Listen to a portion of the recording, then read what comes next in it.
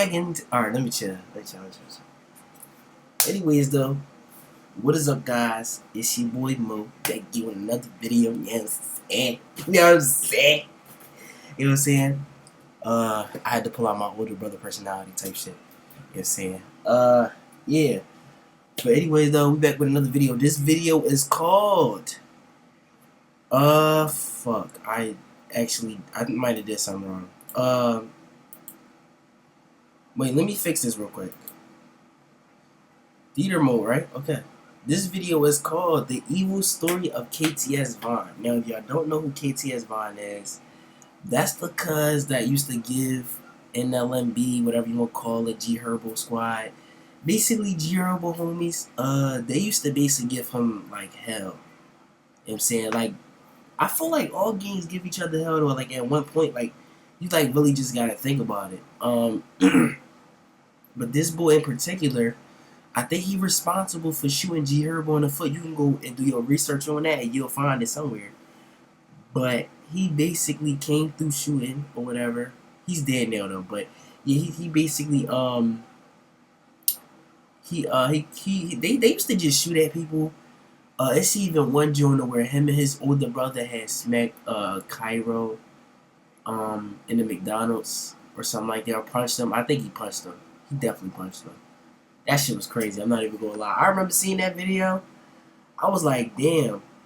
But like, I don't look at Cairo as a bitch ass nigga after that. I don't think you should, cause it always happens to somebody who think about it. Saying after that shit just happened, just ball up top. Cause what was he going to do? It probably was a group of them niggas going inside the McDonald's and all that. And it was just him and his homie. So what was they going to do? You're not pussy, you just, yeah, like you never know what people have in them. Then a lot of people get ran up nowadays. I can't even blame them though. When y'all remember that time when the videos of people was getting caught lacking and all that, and they made them say fuck they dead homies and all that. Y'all remember that shit? Y'all remember that little era? Man, I kind of see how people got caught like that now. I would never be like that though, but yeah. Stay off the streets if you can handle it. But let's get into the video. I don't even know why I just explained the whole thing, but yeah, he basically a notorious Chicago gang member that unalive people.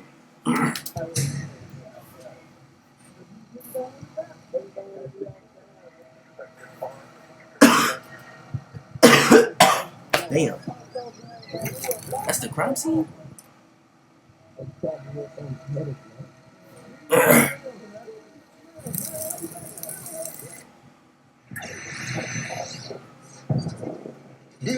I'm gonna say this though, y'all. If y'all wanna find out a lot of shit, y'all can actually go on Reddit and follow Chiracology or any.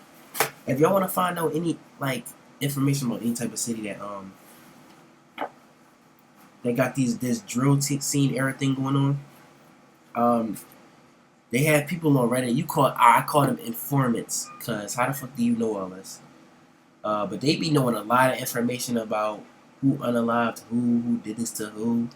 It's a whole bunch of crazy shit. I gotta say unalive because it's YouTube though. I don't mean to sound like, you know. Since day one, KTS Vaughn was surrounded by crime due to his family's involvement in gang activities. His father, Vincent Davis Sr., also known as Big Vinny, was an OG around the East Side, known by a lot of people. He was part of EBC, part of conservative vice lords, so it was tragically normal for all of them to get in that way. Devin Davis, also known as Big Cutthroat, or simply KTS Vaughn, was born on December 1st, 1993. He wasn't the only child in his family. He was accompanied by his siblings. Bro, I find that crazy how every single one of these niggas is around like my older siblings' age. That's mad crazy to me. Like, y'all was really alive when Chief Keef and them was around. And when all these other people was around, y'all was on that part of social media where y'all was witnessing people getting killed through the internet. Y'all not even there, but y'all witnessing it. Niggas getting indicted. Like, bro. Dre, I wouldn't even call that indictment, because like, they ain't catch a whole bunch of people. And KJ, and also his sister India that stays outside of Chicago. While Vinny and KJ was his sister probably set people up. I know she sharing the did. same parentage. Dre, though a brother as well, had a different father known as South City Dre. But Big Vinny had taken care of Dre like his own. with Vaughn holding the position of the youngest brother. What? But Big Vinny as well had a different father known as Shy City Jeff. But Big Vinny had taken care of Dre like his own, with Vaughn holding the position of the youngest brother. All of them been active gang members following the same footsteps. I thought they all had the this. same dad for some reason. Same with their cousin Isaiah Zico Walker, 18-year-old gang member from 051 Young Money. Oh, we know about that. Was killed during an altercation outside a McDonald's in Chicago's South Side. Zico accepted an invitation to go out to eat from a friend on September 27, 2008, while on a visit home from Ashton University. Zico got into an argument with a rival gang member from THF in the McDonald's parking lot in the 700 block of East 47th Street. Zico was shot multiple times and later died as a result of his wounds. After his death, 051 would start going by the name Zico World. KTS Vaughn also got a tattoo of Zico World on his stomach after that. Zico was a beloved figure in the community, so the loss was hard to accept. THF Aki was a year later convicted of the murder of Zico. He tried to leave the town but been quickly arrested by FBI. That's crazy. Now Vaughn was a first member of EBC aka E-Block, a set of conservative vice lords, just like his pops. While his oldest brother Dre was a part of the Lakeside, the GD set, later known as Lolo World or Pasto Gang.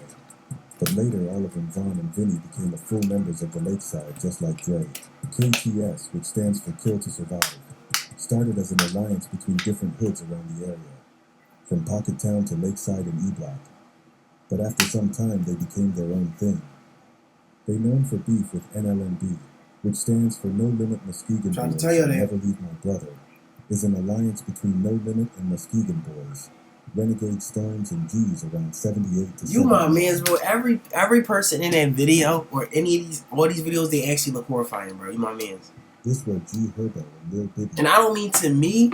I'm just saying, imagine that being the last face you see before you like fade into oblivion, bro. That's crazy to me. I'm not even gonna lie. Somebody seen that shit. Small set of stones on 72nd and Coles, allied with NLMB. Sircon City, one of the oldest GD sets in Chicago. And then you my mans, bro. These nigga, every person that was just on here, they got demons in them, bro. Nah, GNEDE. Look at this shit, bro. Not a thought behind everybody. On April 9, 2011, Vaughn caught his first body, Michael Lee, also known as Gotti from an 8x13 gang, was sitting in his car on a Saturday night along South King Drive's 5500 block. Suddenly a car pulled up. KTS Vaughn extended his arm, fatally shooting Gotti in the head. He was later found dead at the Stroger Hospital. Gotti was honored by his gang with the moniker Gotti World. After killing Gotti, Vaughn continued to terrorize all his enemies. He and the other KTS members posted jokes about Gotti's passing on social media and printed "Don't Go Gotti" shirts. This phrase became popular amongst the members very quickly. Vaughn started robbing and fighting people on a daily basis. He wanted all the smoke with everybody. He was telling that if you in the house and not outside, then y'all not KTS. Hey, if you claim KTS, your ass in the house is not in this field.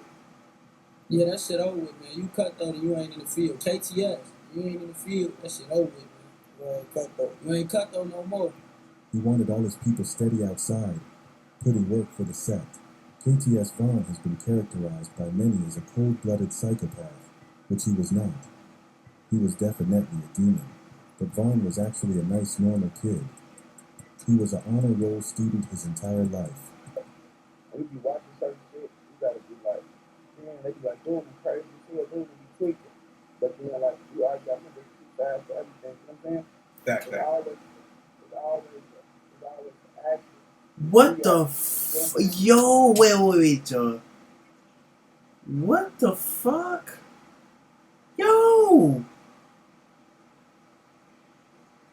Yo! I think the Malcolm Stuckey. Y'all know exactly who that is. I'm just looking on Reddit right now, right?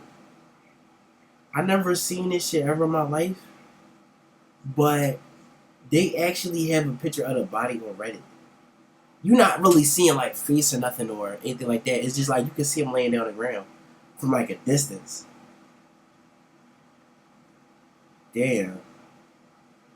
It's fucked up. Okay. Like, motherfucker be like, man, this is crazy as hell, but you don't even know what happened to make it, you know what I'm saying?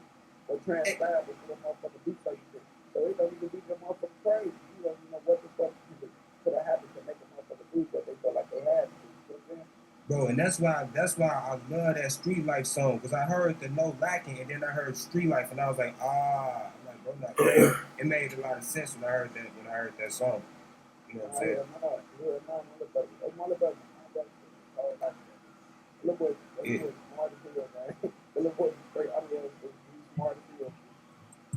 He was definitely a smart kid, because he knew how to move in the streets. He had a big target on his head because he made a lot of enemies. Y'all gotta understand that nobody becomes something for no reason. He was just simply a product of his own environment. He just simply seen things that a teenager should not see. The streets flooded with drugs, weapons, and gang violence. I'm gonna read this So he after, adapted to because it. I gotta actually Vaughn tap was into out for this. blood and ready to eliminate all his ops. In his songs and on the internet, Vaughn was steady disrespecting his enemies. He also was wearing clothing that mocked his dead ops. And can't forget about recording all the videos, especially the No Lacking Part 3. Oh, this is exactly Chicago what I was was talking already about. I known should have for just let y'all see this instead of explaining it, because the outro, like the intro, long as shit. But Vaughn was actually one of the first that started putting insults about his deceased enemies on clothing. He was also one of the first ones who started This with smoking nigga, bro, on y'all, bro, imagine putting the same type of energy like that into a fucking job or some shit, or a career, bro. Put that same type of energy into a job or a career. This nigga, you know what else he could have did with that type of creativity, bro? You could have created a whole clothing line. Not out of that shit, but I'm talking about like the nigga, the clothes actually look hot, but if you was to remove all the people names that's on there and put something else. 12, he and his brother Dre and some other KTS members would catch a No Limit member named Cairo at McDonald's. The other No Limit members went to the back hiding behind counters, leaving Cairo at the mercy of Dre. Dre and Vaughn, they cornered Cairo, telling him to say fuck rock, but he refused. But Dre wasn't taking no for an answer. He punched Cairo so hard, split his lip wide open and damn near broke his jaw. This viral moment could have ended up worse. Before KTS He got, wait, so he back near the wall, that means he, oh that's crazy, I'm not even gonna lie. one of their members That gotta said, hurt, I'm not "Get even him gonna outside, hold you. I'ma pop them." From a Just point 'cause of, to like, what's multiple behind the murder punch, and though. multiple murder sentences. Fortunately, this didn't happen.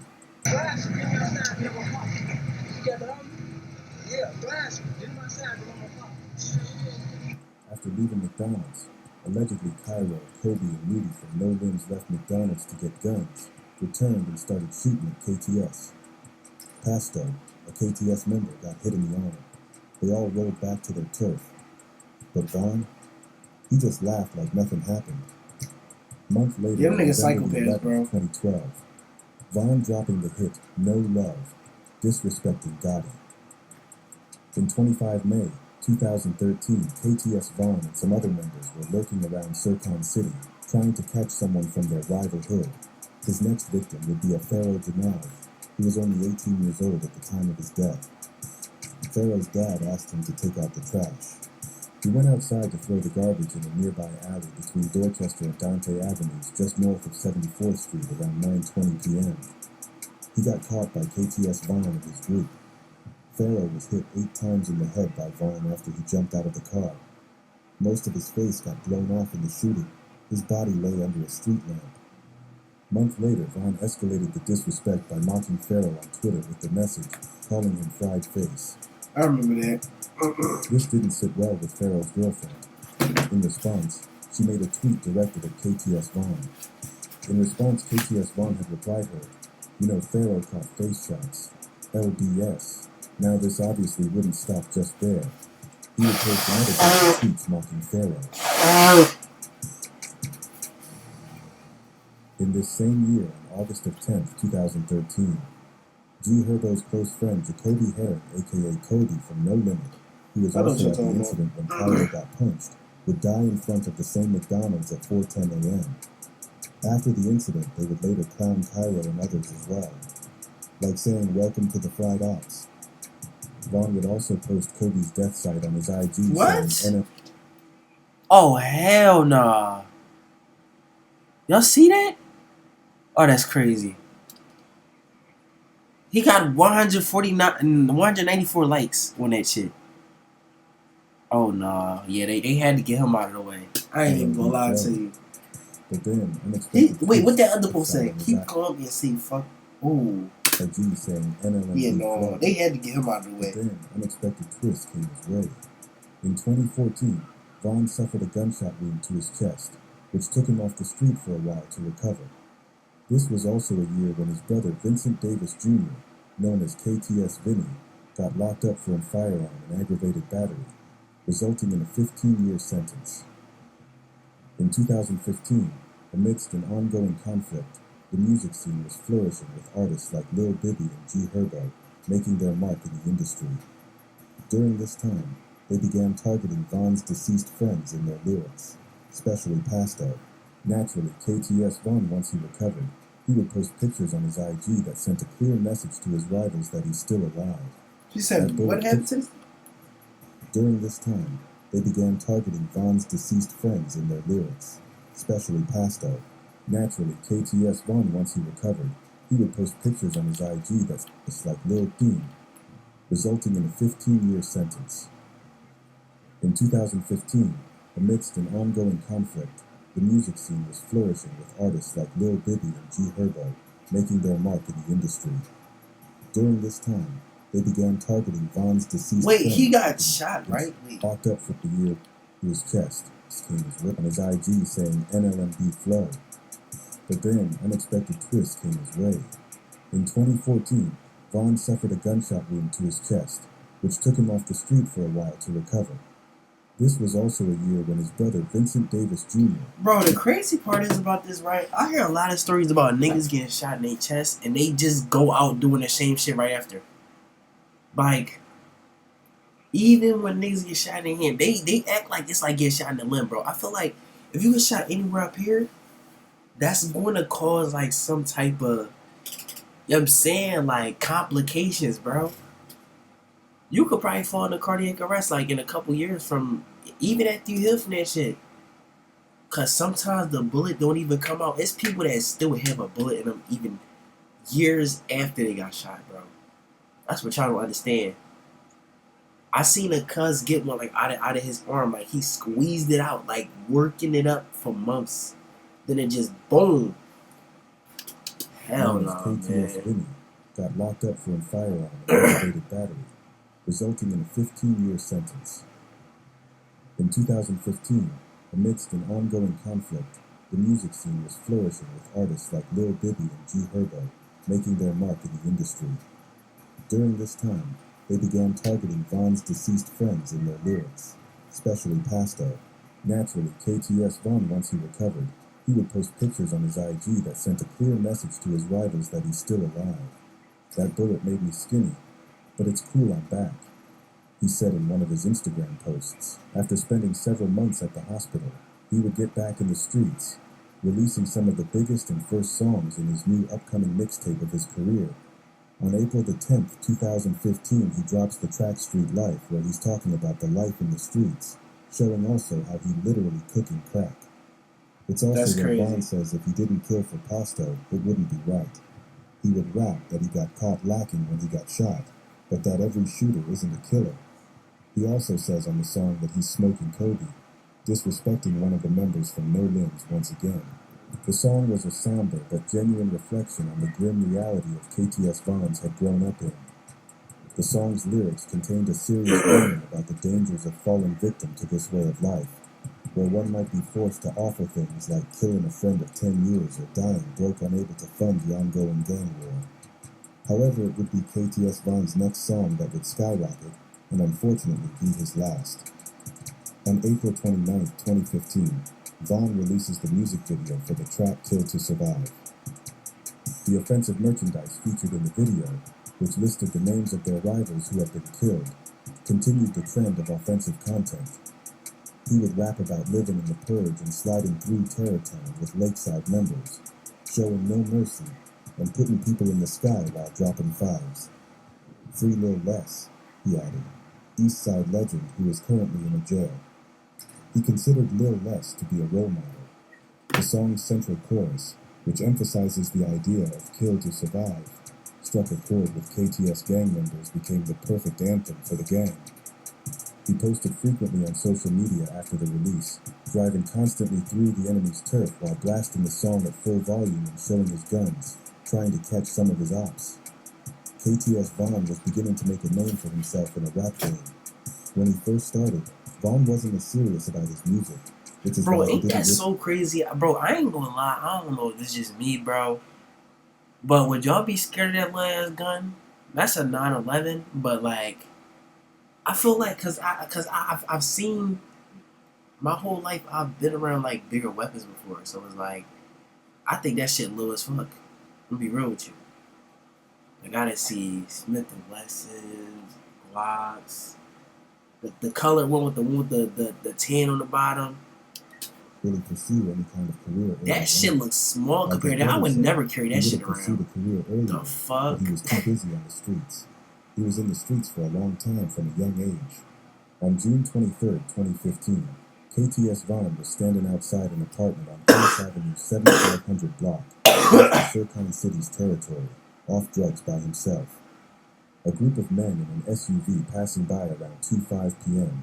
allegedly saw him slowing down, asked if he's KTS Vaughn. As he turned around, they shot him in the chest. After he fell on the ground, they emptied a whole clip into him, making sure he's dead. According to the documents, he was shot over 25 times. Vaughn was pronounced dead on the scene.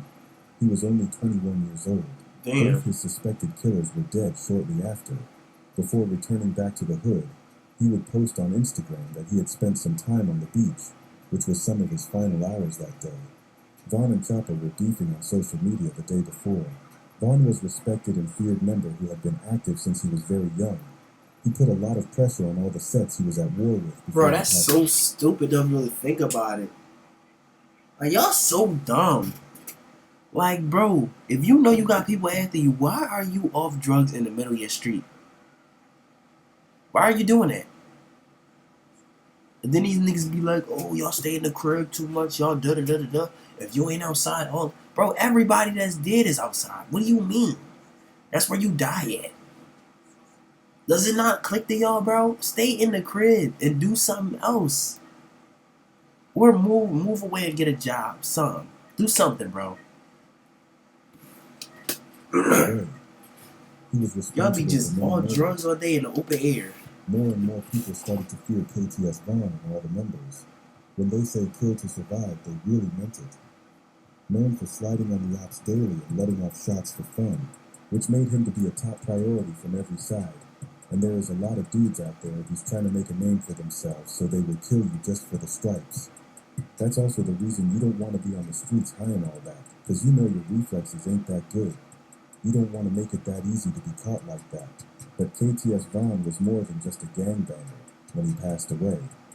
He I know also they a was son. surprised when they seen Cuz just walking down the street. It was like, ooh, they dead ass probably was looking at Cuz like fish bait or fresh meat or something. He was like, is that KTS Vaughn? They rode past, bro. A brother, and Damn. most importantly, a loving father who had a daughter with his He girlfriend. let them get that thrill, I Before guess. he passed Right? away, he also had a personal beef with 600 Breezy. But this goes back to the time when 600 Breezy was a GD from Evan's mob.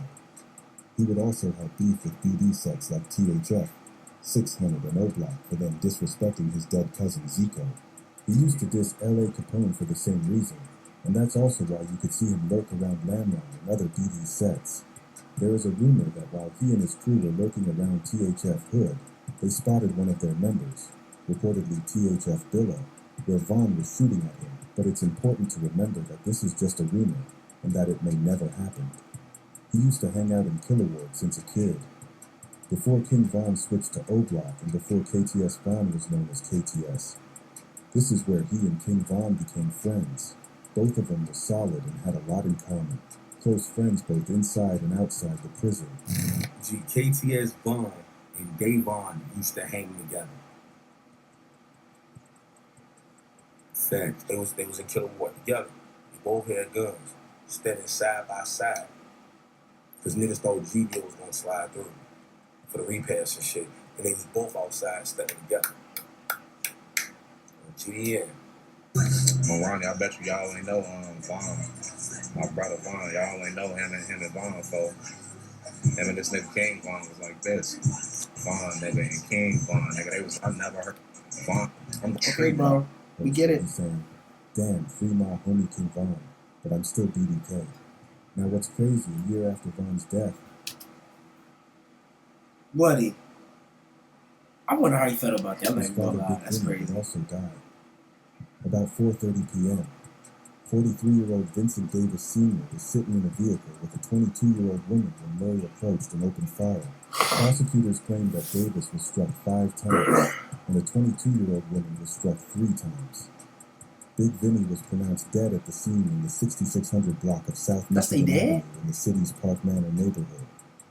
Devontae Murray, also known as KTS Rasta, was arrested 2 weeks after the shooting and pleaded guilty for murder and attempted murder in the attack. Devontae Murray, who was also part of EDC, blamed Big Vinny for the murder of his brother and wanted to retaliate and murder Vincent Davis, aka Big Vinny. Then, on July 10, 2021, his brother KTS Dre, who had been released on bond from the Cook County Jail, died after being shot 64 times, as if fate had dealt an even crueler blow.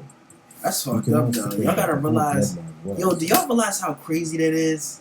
You know how many shots you gotta get off in like so many seconds, bro? You know how long, bro? That's like a minute full of gunfire, like 2 minutes full of gunfire. That's so crazy.